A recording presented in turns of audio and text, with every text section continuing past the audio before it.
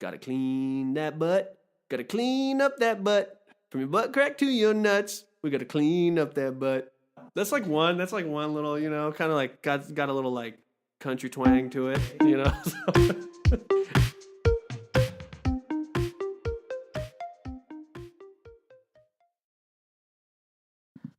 Hello and welcome to the podcast, Rad Dad listeners.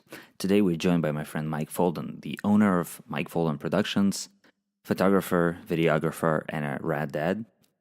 Mike and his wife Priya are the kind of people who don't let having a kid stop them from having the life that they're used to. So they continue doing their thing, going to the gym, going hiking, going on an adventure, and so forth. So if you want to know what it's like to have a newborn baby and to go camping 3 weeks into his life, this is the podcast for you. Mike, first question. You used to do a lot of stuff, a lot of video, a lot of photos, a lot of creative work. Now that you have a kid, what's life been like?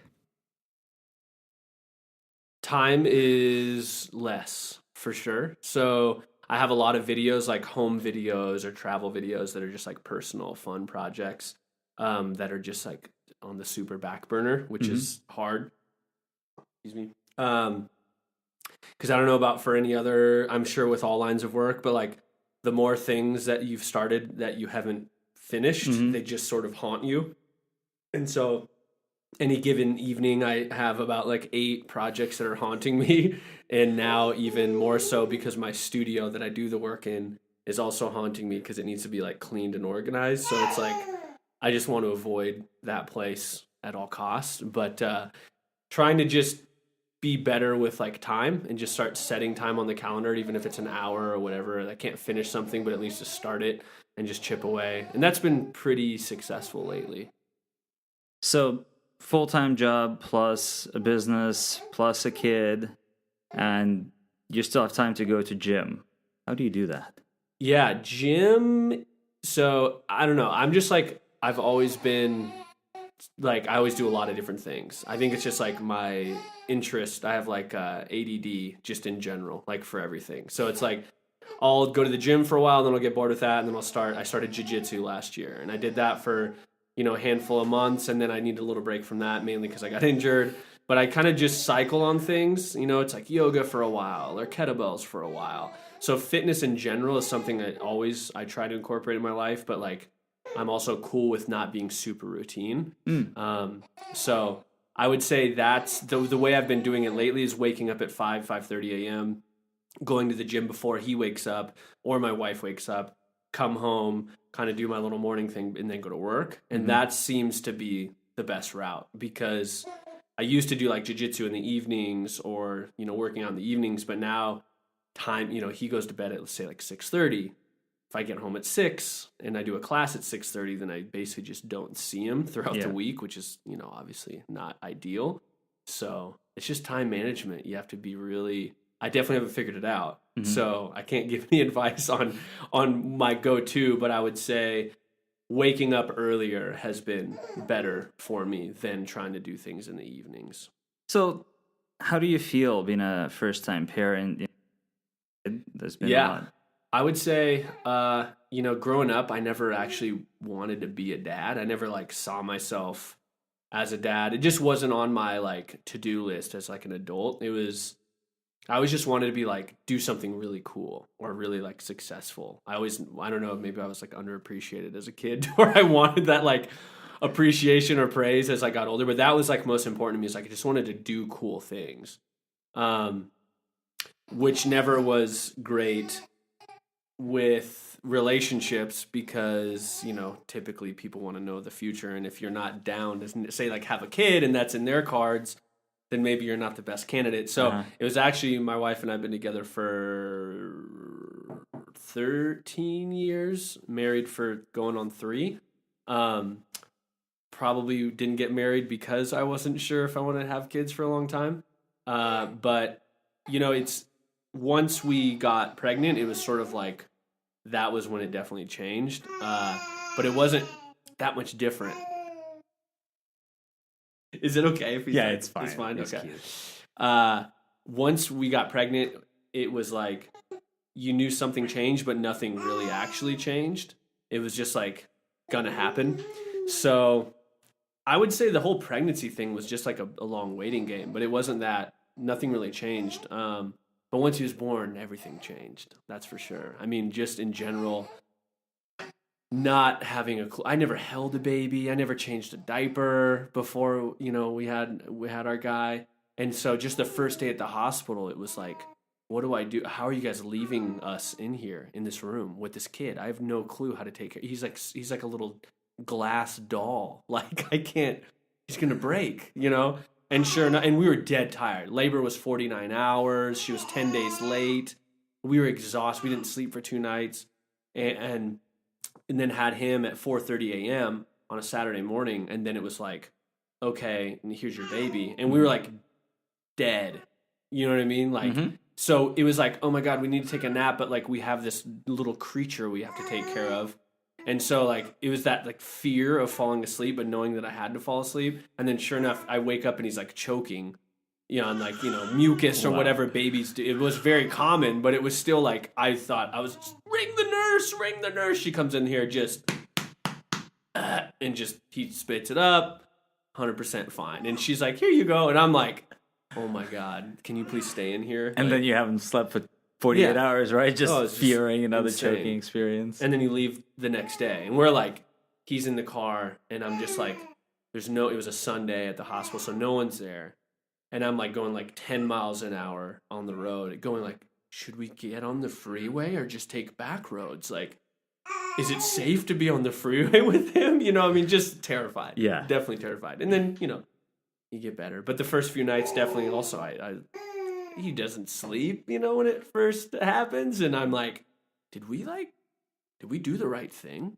Like, should we have had a kid? Are we like ready for this? This is insane. I mean, it's just hard. Well, it's too late at that point. You got to do it. Yeah. But you still wonder, like, should I have like started this climb? Because I don't know if I can make it to the top. But like, you're already on the mountain, so you might as well keep going. I mean, obviously with a kid, you don't have a choice to turn around, or at least I wouldn't. But yeah, so I mean, life in general, it's just time. When you go about your day when you don't have a kid, or it's like you're responsible for yourself. I could quit my job and I could find something else, and I know like my bare minimum that's needed to survive, right? And it's like my wife has her own job, or just you can do whatever you want. Your time, there's maybe consequences for your choices, but they're choices still nonetheless. And it's like you just have way more freedom. And then now, things have changed dramatically, where it went from 2 people, 2 incomes, to 3 people, 1 income. Yep. So all my decisions on what I want to do in the future, or how I want to spend my time, is way different, because he's first now. It's like I'm not first anymore. So if I want to change jobs or change hobbies or anything like that, it's going to influence him, and so how does it influence him is going to basically give me the road of like, can I do it or not? And that's just different. So I remember before you guys had River, right? And your wife was still pregnant, seeing photos of you paddleboarding in the middle of the lake, because it was a ridiculously hot summer day, and it seemed like you guys had no care in the world, right? Like it was perfectly fine, which is amazing, because most people, when on their due date, they're not paddleboarding, they're just like sitting at home, waiting by the car or whatever it is, right? Like just waiting to do the whole baby thing, and you just were like very relaxed about the whole thing. And I think it kind of carried through now that you have your kid. You're not really letting that get in the way much, right? I love how you guys go in camping, whether it's in the snow or just like surfing. He's just coming along with you, right? It's just part of life, which is, I think, is amazing, because a lot of people say, well, now it's time to, get a house, find a school, find a stable job, and get like really, really boring all around. And I feel like that's very much not you. So, you just do it, right? Like, I know it sounds easy, and it is easier said than done for sure, but like it's super easy to just not do anything and change and just become super boring, because it is easier to stay home. 100%. He sleeps better at home. He has everything at home. We don't have to do anything, like you don't have to get ready. It's so much easier to stay home. But staying at home all the time is insanely boring, and we'd go crazy, right? And it's, I think, the first few years, I think, is when you have the most flexibility because he doesn't care. He'll sleep in a car seat. He'll sleep in someone's arms. He'll sleep in a camper. He's routine in the sense you want to get him to go down maybe the same time every day, but like he doesn't need a school. He doesn't have a group of friends. He doesn't have like a routine day to day. So I think up until they're like 5, I think it actually is easier to sort of like not worry about his habits and routines in that sense. I guess social habits maybe because he doesn't have any, right? You're it. But I don't know. I think like it's just important to us because I want to set a good example to like show. So many people told us our lives were like, good luck. You're not going to sleep for a year. You're not going to go. You selling the camper. You're not doing, jiu-jitsu or anything anymore, huh? And I'm like, what is wrong with people? Like, you still can live, you know what I mean? When you have a kid, it's harder, but you can do it. And so for us, it's like, you just do it, right? Like we had a camper and it wasn't really safe. It wasn't like optimal for the 3 of us because he had to ride up front, which A, isn't that safe. And then B, my wife is in the back, so we can't talk. And we all say it's about the journey, not the destination. Well, 3 hours of a journey and you can't talk to her, and he's, passed out. It's just not a super fun journey. So, we had to make the decision to like figure out how can we do this safely and like as a family. So we figured out getting a truck, and then a truck camper was like the best situation. He could ride in the back safe in a car seat. She can ride up front. We can be a family. We still have a camper, so we can go camping and we can go 4 seasons. We can go in the snow. We can go whatever. I mean, this is like getting on a tangent of just camping, but like it's like for me, it's super important to go and see those things. And obviously it's important to him too. He's getting fired up. Yeah, he sounds like it's really exciting. So obviously we were financially, we figured it out. It didn't cost a ton of money, but like we had enough money to make it work. Mm-hmm. It's not like everybody could just go out and just buy a new camper or something like that. But like you figure out where you want to spend your time and your money and you make it work, know? And so also having a bunch of people over from the get-go made it really easy. He can be held by anybody. He can be babysat by nearly anybody. So it just makes it easier because we didn't just stay cooped up, So he's used to seeing people. He's used to going places. He's used to acting like an animal down there. What does planning look like when you have a little one that you want to take camping? Yeah, I mean, definitely Seattle being basically an hour and a half to kind of a lot of different, maybe like 2.5 hours. But like you got the coast if you go west, or you got the peninsula or the strait if you go west, and then if you go east, you got the mountains, or you've got kind of the desert, tons of lakes, rivers, blah blah blah. So planning, we've just been around a lot, so we kind of have our favorite places, which makes it kind of easy. There's not as much exploration of like, where are we going to stay, or what's this place like? So that's kind of nice. But yeah, I mean, he doesn't, they don't take too much. You kind of just look at the calendar and, it's just important to us to do those things. So they kind of just already part of our schedule. But, bring a bunch of diapers, and if not, then you buy them on the way and make sure, right now it's easy too, because it's like he's breastfeeding, right? Yeah. So it's like he has everything he needs. We don't bring need to mom stop at the store. Yeah, bring mom and you're good. But yeah, really I think the biggest challenge for like camping really is just like his sleep. We're in a super small camper, right, and he needs to go to bed at like 7 or whatever. And so it's like, what does that mean for us then? So like, we don't want to go to bed at 7. So it's worked to where we put him up in like the top bunk, and then we close the little curtains, and then we're down below, and we can kind of use the TV or music or just hang out and drink a little wine or something. And it works out so far. So he's getting more and more aware of his surroundings. So I think like noises and things wake him up more and more, but still so far it's working out pretty well. And what do you guys do? So you put him to sleep at 6, but you're like in the middle of mountains with snow. Do you go outside and hang out? So far, do you leave him alone on the truck? We would. I mean, it's fine. Like we have a little baby monitor or whatever. So before we got the truck camper, we did quite a bit of camping with our motorhome, but not in cold environments. It was the summertime. But yeah, we would just hang outside and have a little monitor and keep an eye on making sure he's good. Now that it's like cold, we are trapped inside the camper with him, so we just kind of tuck him away, and he's generally pretty good. And he might wake up a little bit here and there, but yeah, it's pretty. I think summertime's a whole lot easier than the wintertime, because it's just like, you don't have to be cooped up you can go outside and hang out in chairs and enjoy the evening while he sleeps the night away. Babies are fragile, but they're extremely resilient. You know what I mean? Think of how long humans have been around with zero technology, or like, let's think about the technology, you know, a long time ago, even 100 years ago. They far didn't have different. Camper. No, they don't, you know, in like a hospital or any of these things that like we think are so important, you know, things were very different and people still survive. Maybe the death rate was higher, but people still survive, right? So it's like, I think we should give them a little bit more credit. But also we're, you know, they're super delicate at the same time. You know, you just want to protect them. So it's like, of course, you're not just going to throw them into some crazy environments, but like, I think we'd be surprised that they're tougher than we give them credit for. So camping aside, what do you think has been the biggest revelation for you after having River? It's a big question. Revelation. I mean, I definitely have never loved anything as much as I love, like, it's crazy, you know, like I didn't realize, I knew that I was obviously going to love my son or my daughter, but like I wept when he was born. I mean, I like dropped because I just couldn't, it was like a miracle to see how like everything that lines up to like this day that like he's now like being born is just like, it's insane.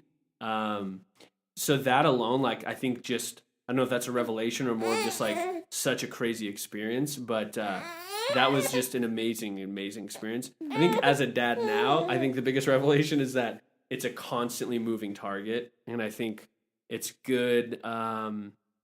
It's just good practice to know that, like, I think myself, and I think a lot of people, humans in general, but I think I'm more on the controlling or like want to just have things in control side. And the thing when you learn when you have a kid is just like, it's just not in your control. Like everything can be adding up that you did everything right and he's still just not going to sleep right. Or you did everything right and he still just doesn't want to feed. Or you did everything right and he's just throwing a fit. Like there's what you can do to put you in an ideal situation, but it doesn't mean it's going to be an ideal situation. And I think that's a really good just practice for life, is that like you can do all the things. You can wake up early, you can work out and eat healthy, but you still might get cancer. Like you just never know, you know, or you can go to school for 10 years, but you just might not get that job, you know, or you might not be as happy as you thought. And so I think you have to realize that like kids are such a moving target. Right when you figure them out,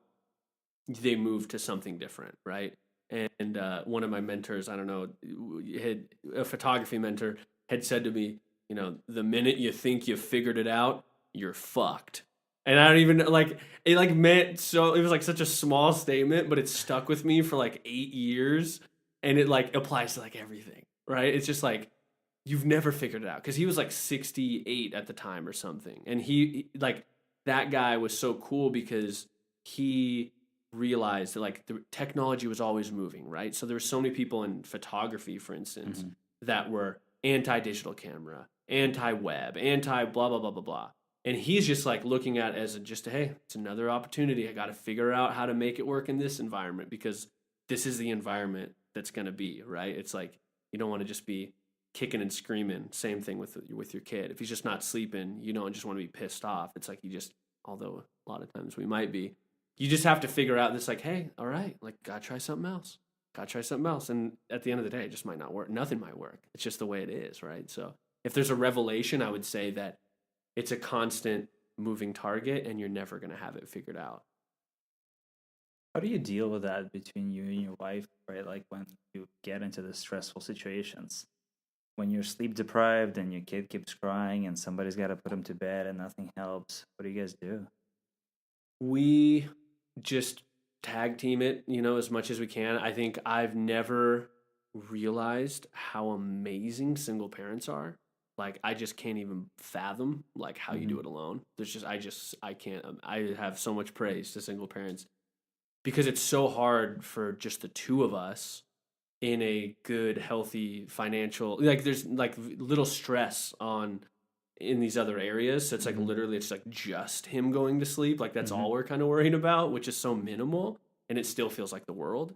But I think the best way is just like it's just really supporting each other as much as possible and not forgetting about each other. Don't make it all about him. It's like if she's in there for 15 minutes and he's not going to bed, it's like I'll swoop in and be like, hey, let me take over for a while. And you just rotate. And, when we're down watching Netflix and he's gone to bed and he keeps waking up every 20 minutes, it's just like, it's your turn this time, and it's your turn this time. And I think ultimately we also just try to have fun with everything, so we have a video monitor. So it's like, it's always fun to make, faces or moon the other person because, they're watching to see, how things are going.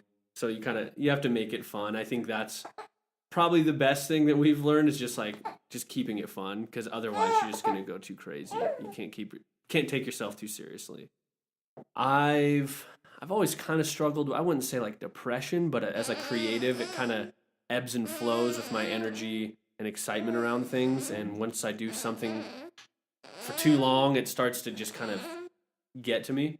But man, I will say, hearing him in the morning, even if I've gotten no sleep, just hearing his little like talk or his like a little yawn at 4 a.m., it's like, it literally makes me smile, which is just crazy. Like I've never had that before, right? It's like your alarm clock's going off, even if it's to go to Mexico or to go snowboarding or to see your mom who you haven't seen in 10 years, you're still like, oh, I just want to sleep for 20 more minutes. You kind of have that like, you're not ready.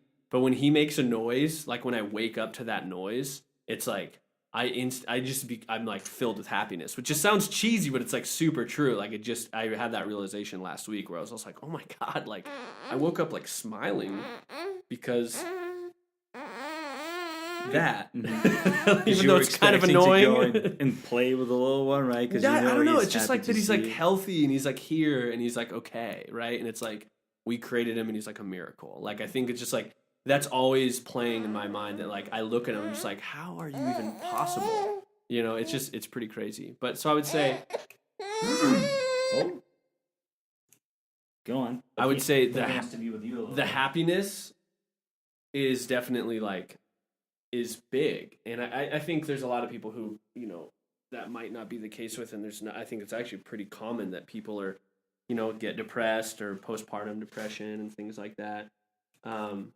But for me, it's just been really like it's been something like to look forward to, I guess. It's like a whole another aspect of life that's just like exciting because even though you would think it'd be really boring. We're like, hey, do you want to like hang out with a little baby and just like lie on the ground for like 3 hours and just talk like not even English to him? And you're like, that sounds like the most boring day ever. And then you like have your own kid and you do that and you're like, it's like, dude, we're having so much fun. We're just like hanging out and like talking like crazy, And like, it's just funny like how it's simple just because you have so much love for him that you're just super happy. So I think that has been a big one. I think also though it's like it is hard, it's like really hard. Harder when we first had him for the first 2 months, it was hard, but it was like manageable. I didn't work for the first month, so that obviously made things like really easier. But now it's like kind of like I was saying earlier where just not having the ability to do things at like 6:30 at night because like essentially I won't be able to see him or that means Priya needs to put him down by herself and she's already been with him all day, like all of that, it's like, it's hard. And I think that it's insanely hard for my wife who stays home with him all day because it's not even like, it's just exhausting because it's like, it's 24/7. Even when he's napping, you're waiting for him to wake up. So you're not truly relaxed. You're like never relaxed because you're just always waiting. It's like, he's hungry, he's sleepy, he's fussy, you got to change him, you got to move him, you got to hold him, you got to put him down for a nap, you got to make sure he's asleep. It's like, it is really hard. So I think it's not to like put fear into anybody because like, obviously it's hard, but I think you just have to really realize like, dude, raising a kid is hard, like it truly is. And especially if you want to do stuff, if it's important to you to have a life still and figure out a way to like have friends over and record podcasts, even though like he's just going to talk through the whole thing. It's like, I could have easily said no because she's gone and I have him and it's just not going to work. But it's like, what's the worst that happens, right? We have to redo it or something. There's 3 of us on the podcast. Yeah. So it's just like, I think it's just a good example of just like, it is hard, but if you give into it, it doesn't make it any easier. like you still, like those things still exist, right? But you end up just not doing the things you want to do. So I think you just got to push through it. As River grows up, people used to grow up and think they're going to be firemen. And now you think it's going to be completely different for the new age of children. Totally. Yeah, I think it's already changed with our generation, that it's not like weird. Even 10 years ago, if you worked for a startup, like what even is that? And that's like, wait, you don't have 401k, or like, just there's only 5 people at this company, and like what? You're trying to like take out the banks? Like you're insane. Like your parents or your grandparents and like people think you're crazy. Now it's like it's becoming the norm, where it's like you run, especially obviously in the coasts, but even inland, people are, small business and startups are happening everywhere all the time. And I think now kids, it's not like you don't look for a job to have for 30 years and retire anymore. It's the lifestyle that you want. And so I think people are just figuring out how to live lifestyles, whether that's like being a surf bum or like a fitness guru or just whatever. I think there's just more opportunity and more resources for kids, especially like, I don't know what's going to be available for like him when he's 20. But like, how important is college in another 20 years, right? I mean, like already now it's not super important anymore, to where I would say I know more people with better jobs without a college degree than I do know who went to college and got the job. It's like, I know several people who have been in school for 10 years and they don't even use that degree, and doesn't mean it's not worth doing, but I just think it becomes less important as we kind of age, because the amount of information and opportunity that is, available. So it'll just be interesting. I think it's going to be a more creative. Already you're seeing kids and younger generation like way more creative, because like everyone has a camera. Everyone can make a movie. Everyone can make a song. So it floods the market with more of that creativity, but at the same time, it's so cool because like people who never even knew they were creative could be creative, and that's just cool in itself. Yeah, the last thing I think is just how it's all cliche. I think it's funny because all the cliches are kind of true.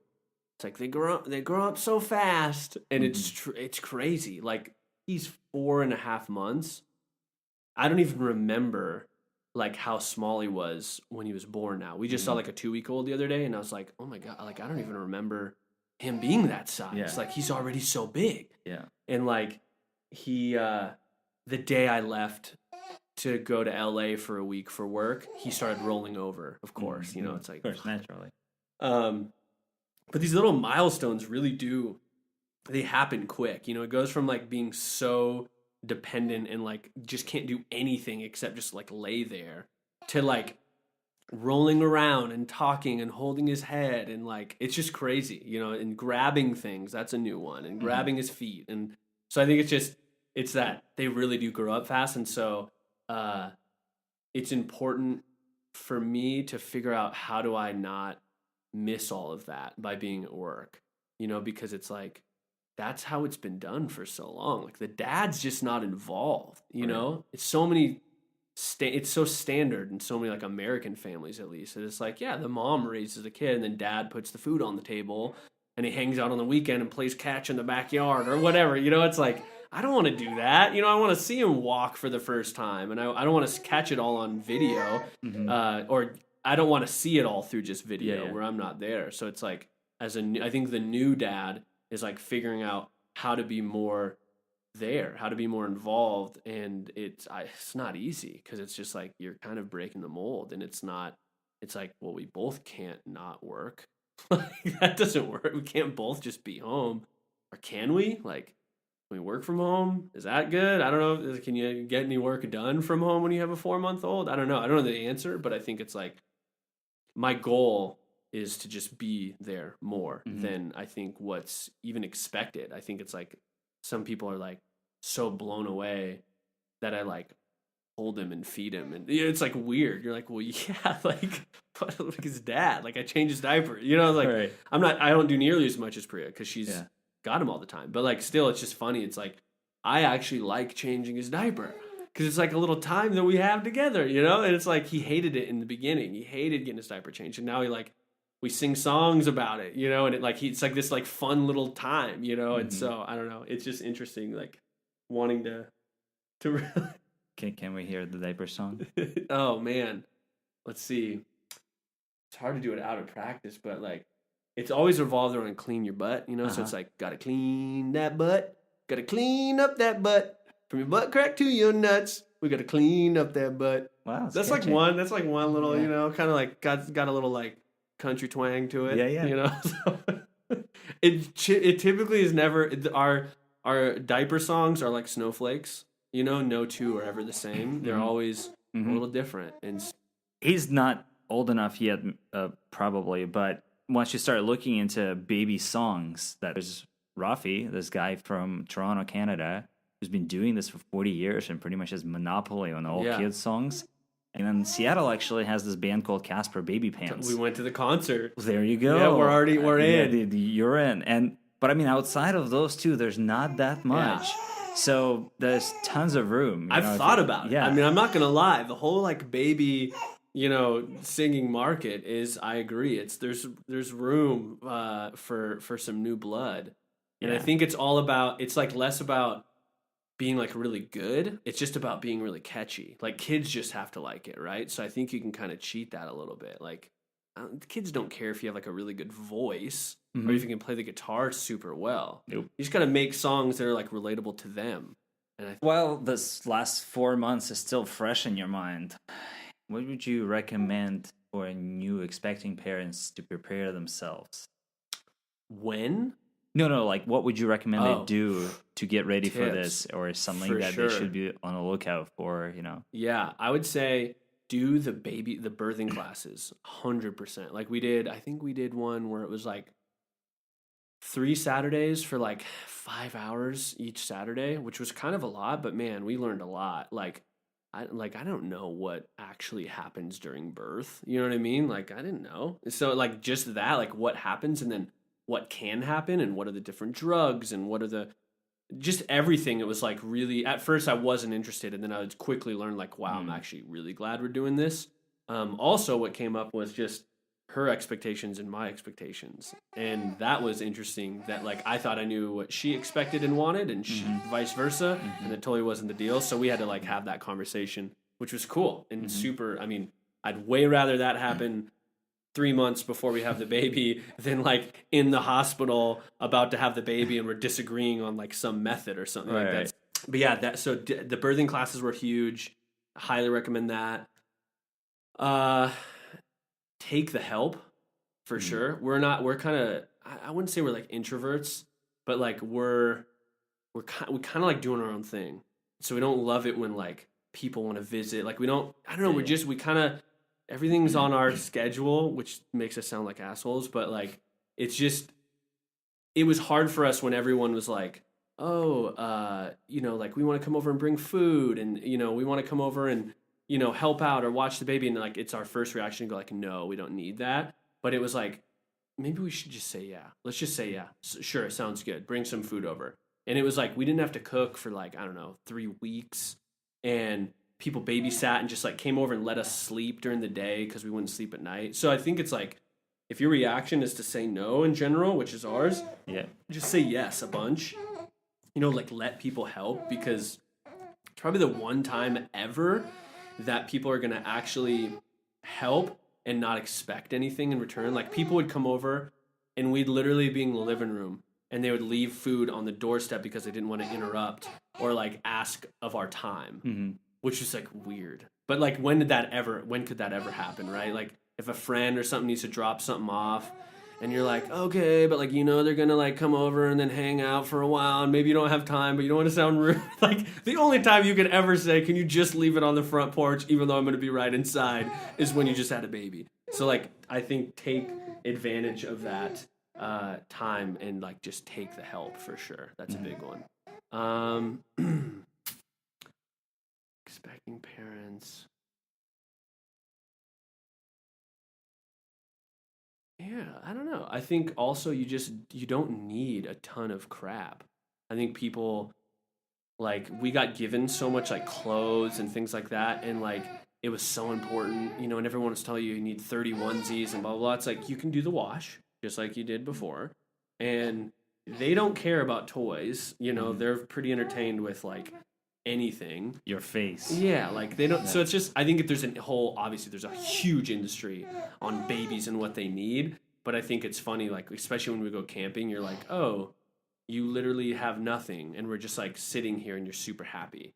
Like that's cool, you know. So I think it's just easy to like, oh, we need Jesus, we need this, we need that, we need this toy, we need this kind of carrier, we need this kind of crib, we need this blah blah blah. Like we need all these clothes, we need this kind of thing, you know. Like it just gets in. We need a bottle warmer was one thing that we had, and I tried to use it. I hated it when you're breastfeeding. Yeah, and then or if you're not, it was like I tried just giving him cold milk. Like, does he even like cold milk? He could care less. He liked cold milk. Not all babies will. Yeah. But like, you can also just like heat the cup bottle of hot water. Yeah, like it just there's like a $30 product to heat a bottle of milk when it's like you could just heat the milk with water or whatever. So there was something for everything. There's like a bottle dryer, you know, and you're like, but you can just dry the bottle with like a towel or like upside down. You know what I mean? Like it's just funny. So. I would say you don't need all that stuff. And the other thing, the last thing, it's probably too long-winded, but just the... Are you hungry again? The Google... Like, take Google with a grain of salt, because you can Google everything and anything that your baby's doing, and everybody will have an opinion and an answer. And it doesn't... And most of them aren't right. And some of them might be in some aspect, but, like, children are just... unique, and a lot of times there's just not an explanation for what's going on. And so call your doctor, call your nurse.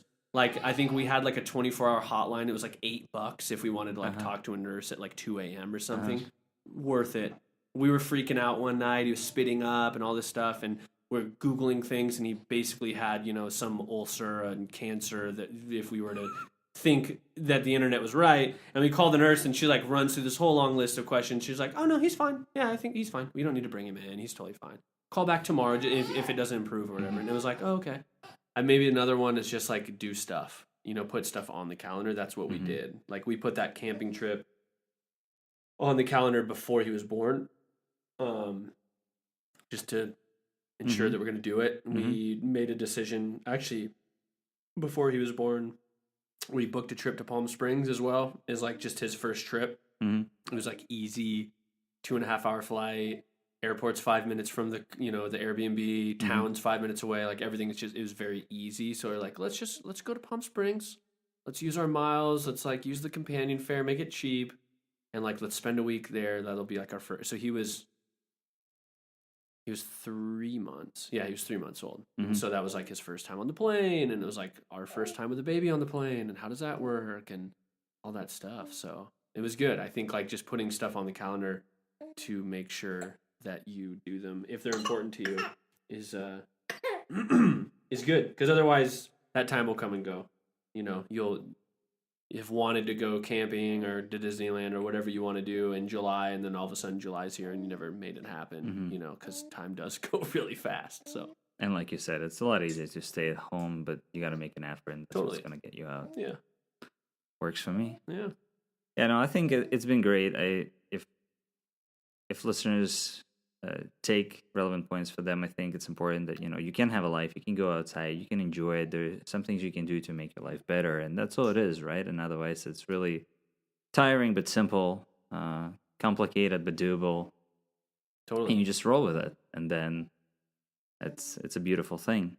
So thank you both for being on the podcast. You got it. Thank you for having us. Yeah, and he's definitely had a good time.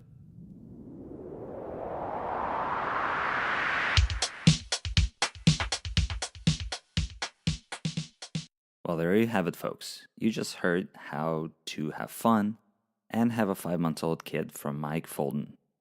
If you enjoyed this podcast, it would be really helpful if you tell a friend or two so I can grow this audience and keep doing more of them. If you have any feedback on what I could do better, what kind of guests to invite, or anything you want to share, you can find us on social media. All links are on raddeadshow.com. Thank you again for listening, and see you next time.